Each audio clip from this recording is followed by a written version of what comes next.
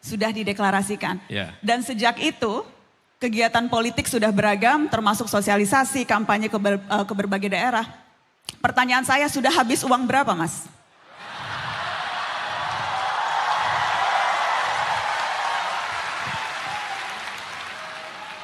Mudah-mudahan di sini ada yang mau nyumbang nanti. Ya, dari semua barangkali saya yang asetnya paling kecil. Saya menjadi calon presiden tidak pernah mendaftar, tidak pernah mengajukan diri. Saya diajukan oleh Partai Nasdem pertama kali, partai yang dulu beroposisi ketika di Jakarta. Mereka melakukan proses dan mereka mencalonkan. Habis itu kemudian PKS, Demokrat, walaupun sekarang tempat lain, kemudian PKB. Loh iya dong, saya sebut dong, masa enggak disebut? Nah, terusin dulu ya. Ya. Itu kan modal suara politik. Saya terusin dulu sebentar. Silakan, Mas. Jadi, gerakan yang kami dorong, gerakan perubahan, dilakukan rame-rame. Nah, begitu banyak yang membantu. Mayoritas bantuannya tidak dalam bentuk rupiah. Kami dipinjamin rumah, dipinjamin kendaraan, staf-staf yang kita bekerja bersama, sebagian adalah mereka dibayar oleh perusahaan-perusahaan yang mau membantu kita. Oke. Jadi secara pembiayaan itu bukan pembiayaan seperti diberikan rupiah. Bentuknya adalah kalau itu in kind atau apa namanya barang. Natura. Tapi Mas, dalam kenyataannya uang cash itu diperlukan, Mas. Ya, Biaya politik itu sangat mahal di sini. Ya. Saya mau kasih ilustrasi, calon wakil presiden Anda, Caimin, sempat bilang untuk bisa jadi caleg di DKI, itu minimal 40 miliar. Di Jakarta dan kota-kota besar, itu nggak terima kerudung atau kaos, Mas, terimanya kulkas. Ya. Dan ini saya mengutip Caimin. Betul. Dan jadi apa rencana Anda untuk mengumpulkan uang sebanyak itu? Tidak, kita tidak berencana mengumpulkan uang kepada kami. Apa yang kami kerjakan selama ini? Ada lebih dari 600 relawan. Okay? Semua melakukan fundraising di tempatnya masing-masing. Bukan kami mengumpulkan dana. Mereka mengumpulkan, mereka bekerja. Kalau saya datang ke sebuah tempat, maka tuan rumah di sana yang akan menghandle seluruh biayanya.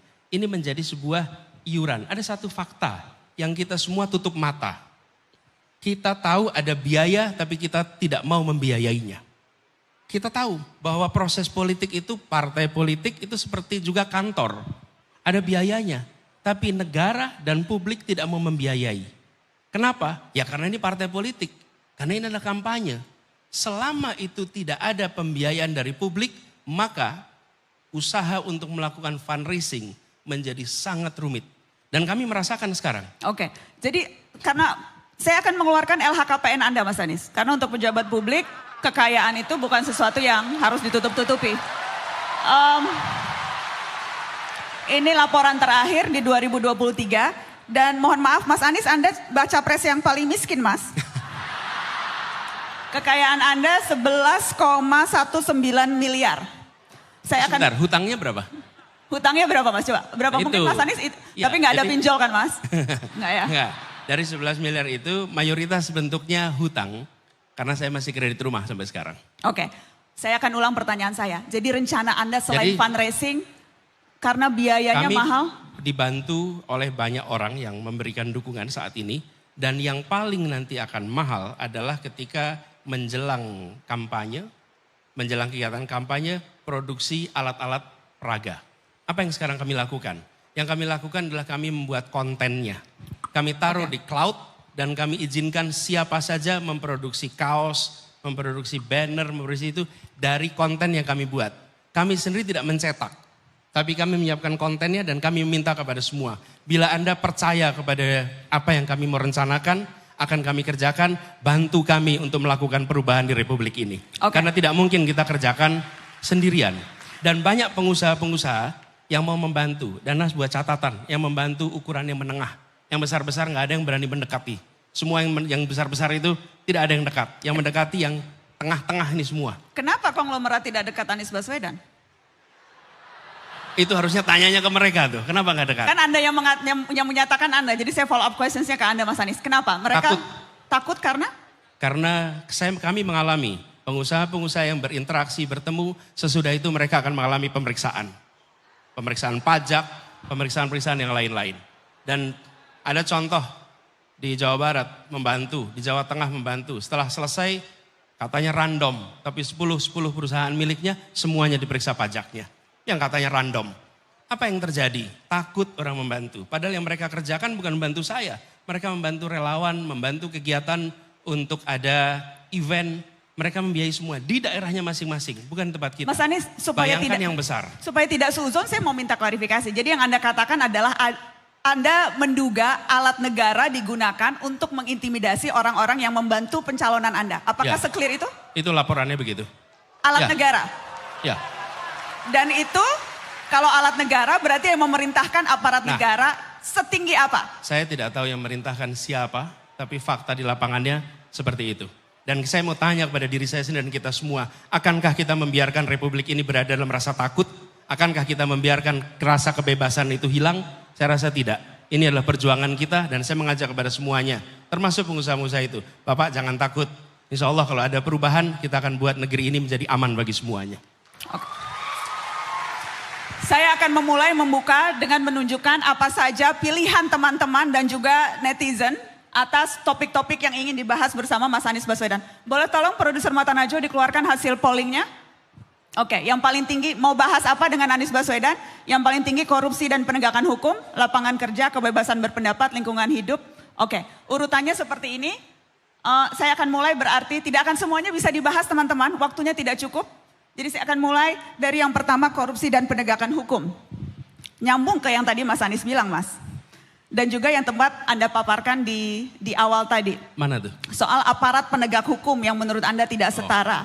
Yang lawan disentuh terus, yang kawan tidak disentuh. Saya ingin fokus ke dua lembaga. KPK dan polisi. Saya mau mulai dengan polisi Mas, yang kerap kali dapat sorotan publik dalam waktu terakhir ini. Real, konkret, rencana Anda terhadap reformasi lembaga kepolisian. Akan Anda apakan polisi kalau Anda dapat kekuasaan?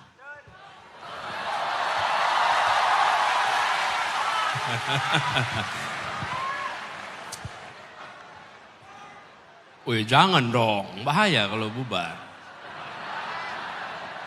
Masa bubar? Gini, kita membutuhkan kepolisian yang akuntabel, transparan, bersih. Dan menurut saya langkah nomor satu adalah memperbaiki mekanisme akuntabilitas di dalam kepolisian. Semua langkah yang dikerjakan adalah langkah yang bisa dipertanggungjawabkan. Ada transparansi atas semua yang dilakukan. Mengapa? Karena adalah institusi publik. Dan institusi publik itu adalah transparansi.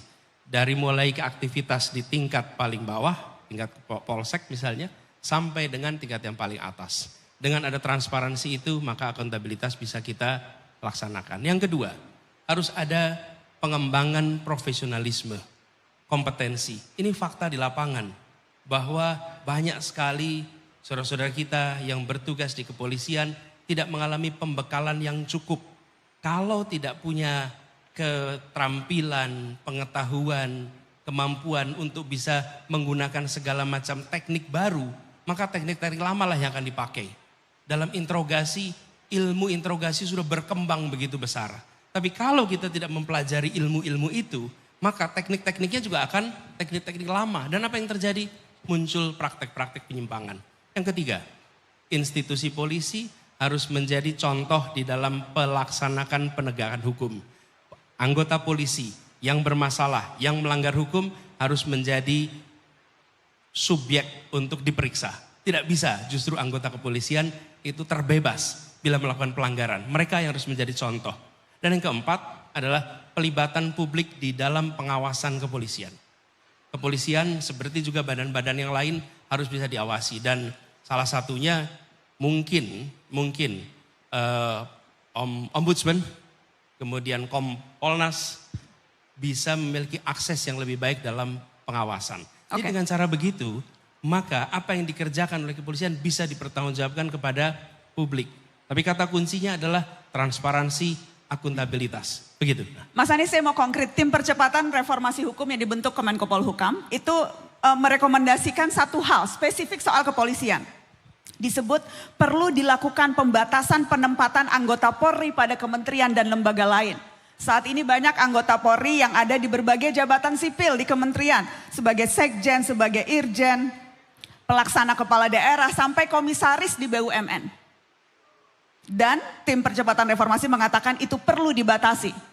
Joknya di kalangan masyarakat, NKRI Negara Kepolisian Republik Indonesia. Joknya seperti itu. Dan ini rekomendasi tim percepatan. Sependapat dengan itu Anda akan batasi? Pemerintahan harus meritokratik. Bukan hanya kepolisian dibatasi. Posisi-posisi yang tidak seharusnya diisi oleh orang yang kompetensinya berbeda, jangan diisi dengan orang yang berbeda. Karena apa yang terjadi, nanti kita akan melihat institusi itu tidak fungsional lagi. Jadi menurut saya fair saja.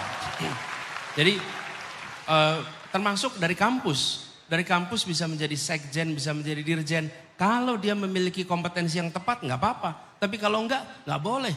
Hanya karena misalnya presiden dari kampus A, terus kemudian semua dosen-dosen dari kampus A menjadi pejabat di A, B, C, D, E. Nggak bisa itu. Jadi apakah itu yang terjadi sekarang Mas Anies? Saya hanya follow up loh ya. Cuma follow up question loh. gitu ya, sekarang terjadi ya? Mau nanya balik, capresnya kan sampean Mas.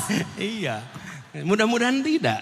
Saya nggak punya data persisnya tentang kampus, tapi intinya adalah harus ada kompetensi, relevansi, integritas. Kalau ada itu go ahead, kalau tidak ada janganlah. Oke, itu soal polisi. Sebelum saya ke topik yang lain, saya harus tanya KPK. Karena rekomendasi yang sama diberikan oleh tim percepatan reformasi hukum yang menyebut perlu ada revisi lagi undang-undang KPK untuk mengembalikan independensi pada lembaga ini. Saya mau tanya dulu, Anda sepakat KPK sekarang makin tidak independen? KPK harus independen lagi seperti dulu, ya. Jadi konkretnya ketika ada revisi yang kemudian membuat staf KPK, karyawan KPK menjadi ASN sebagaimana ASN yang lain, otomatis mereka tidak lagi memiliki ruang untuk mandiri. Satu. Yang kedua adalah posisinya yang berada di bawah presiden. Bila di bawah presiden dan diberikan ruang yang bebas, maka itu lain. Tapi kita tidak pernah tahu siapa presiden di masa yang akan datang. Apakah akan selalu memberikan ruang kepada KPK untuk menjalankan tugasnya sesuai dengan kewenangannya. Lalu yang ketiga, nah yang tidak kalah penting, bahwa KPK itu sendiri selain dibuat lebih independen, tapi KPK juga harus bisa diawasi. Tidak ada malaikat di negeri ini. Ini adalah semuanya manusia dan manusia punya kecenderungan mendapatkan kekuasaan, dia bisa abuse kekuasaan itu. Termasuk juga yang berada di dalam KPK. Ya dimandirikan, ya diberikan kewenangan yang cukup untuk memberantas korupsi karena praktek korupsi sudah begitu masif, tapi juga harus ada mekanisme pengawasan yang baik sehingga KPK tidak menjadi sebuah badan yang justru merusak praktek pemberantasan korupsi. Mas Anies, saya harus tanya supaya tidak ada suuzon di antara kita. Jawaban Anda soal KPK harus independen, apakah itu dipengaruhi oleh fakta bahwa KPK belasan kali menggelar ekspos Formula E dan calon wakil presiden Anda juga sudah diperiksa KPK? Saya tidak tahu berapa kali KPK melakukan gelar perkara. Tapi saya percaya bahwa KPK akan menjalankan tugas itu dengan benar. Kenapa? Karena mereka harus bertanggungjawabkan pada publik apa yang mereka kerjakan. Dan saya percaya bahwa sejauh ini terkait dengan pelaporan-pelaporan itu semua, mereka jalankan itu sesuai dengan prinsip-prinsip yang benar. Kenapa? Masih banyak orang-orang baik yang bertahan, yang selalu akan menjaga integritas di dalam tubuh KPK. Itu harapan kita, itu andalan kita. Baik, Mas Anies, saya akan ke topik kedua yang dipilih oleh audiens. Tadi lapangan kerja Mas Anies. Anda sempat menyebut, tadi juga Anda sebutkan. Salah satu prioritas Anda penyediaan lapangan kerja. Bukan hanya di kota besar, tapi juga di kota menengah kecil. Sehingga anak muda tidak harus pindah ke kota besar untuk dapat pekerjaan. Ya. Konkretnya bagaimana Mas? Bagaimana agenda prioritas itu bisa Anda wujudkan? Pelaku ekonomi mikro adalah penyedia lapangan pekerjaan yang paling cepat dan paling banyak. Paling cepat, paling banyak. Itu pelaku ekonomi mikro. Misalnya saya beri contoh. Sewa sebuah garasi, sewa sebuah lahan, diubah menjadi sebuah warung, diubah menjadi tempat konveksi, itu langsung dia menyerap tenaga kerja. Cepat sekali. Nah, sektor mikro ini mayoritas informal. Nah, sistem pembiayaan kita itu mengasumsikan hanya membiayai sektor formal. Jadi usaha-usaha yang formal mudah mendapatkan akses perbankan. Tapi usaha-usaha yang sifatnya informal dan mikro, persyaratan perbankannya rumit sekali. Jadi konkretnya melakukan reform di dalam perizinan untuk mikro supaya lebih mudah. Yang kedua, mereform aturan-aturan terkait pembiayaan supaya mereka punya akses pada permodalan. Dengan ada itu, maka mereka bisa mengakses pasar. Saya beri contoh, nah di Jakarta. Di Jakarta ini banyak sekali yang usaha rumahan itu tidak bisa mengakses pasar online. Kenapa tidak bisa akses online? Karena nggak punya izin. Kenapa nggak punya izin? Karena dia usahanya dalam rumah. Begitu dia mengajukan izin, lalu Pemprov DKI akan bilang tidak diizinkan, Anda bukan di zona usaha. Lah padahal zona usaha cuma daerah tertentu, ini usaha di dalam rumah. Apa yang terjadi? Kami ubah aturan itu. Sekarang semua wilayah di Jakarta selama itu usaha rumahan, mereka bisa berusaha di rumahnya. Langsung punya namanya IUMK, izin usaha mikro kecil, langsung punya NPWP, langsung mereka bisa jualan ke pasar-pasar online. Apa yang terjadi? Perhatikan 4 tahun terakhir ini. Dulu yang berjualan di pasar-pasar online adalah makanan-makanan kelas menengah ke atas. Hari ini warung pecel lele di pinggir jalan pun bisa berjualan secara online. Kenapa? Karena mereka punya izin usaha, karena mereka punya NPWP, dan mereka bisa akses kepada pasar. Jadi usaha anak muda untuk bisa mendapatkan pekerjaan itu disambungkan dengan penumbuhan mikro. Nah, anak-anak muda punya banyak sekali ide, gagasan untuk usaha. Tapi mereka akan selalu kesulitan untuk bisa mendapatkan tempatnya bila aturan kita tidak diubah. Lalu dorong agar pembiayaan dari pemerintah lewat BUMN, bank-bank BUMN, lewat bank-bank swasta diberi insentif. Agar mereka membiayai aktivitas-aktivitas yang sifatnya mikro. Dan ini bisa dikerjakan di seluruh Indonesia. Dengan cara seperti itu, maka lapangan pekerjaan akan meluas sekali. Bukan hanya sektor, ada satu lagi namanya reindustrialisasi. Kita harus membangun kembali industri-industri baru di berbagai wilayah Indonesia sebagaimana industrialisasi pernah kita lakukan di era 70-an, 80-an, awal 90-an. Kita harus lakukan itu di berbagai wilayah. Supaya apa? Produk-produk yang dikonsumsi di seluruh Indonesia tidak hanya diproduksi di kawasan Jawa. Perhatikan, banyak sekali di Papua, di Kalimantan, di Sulawesi. Ketika tanya produk ini dibikin di mana? Produknya dibikin di Jawa. Ongkos logistiknya mahal. Kita harus melakukan reindustrialisasi. Itu kira-kira jawabannya. Baik, terima kasih. Kita kasih tepuk tangan untuk Mas Anies Baswedan. Mas Anies, teman-teman kita sekarang masuk sesi di mana saya akan mempersilahkan perwakilan dari UGM, perwakilan dari dosen, mahasiswa, dan juga nanti saya akan pilih random dari audiens.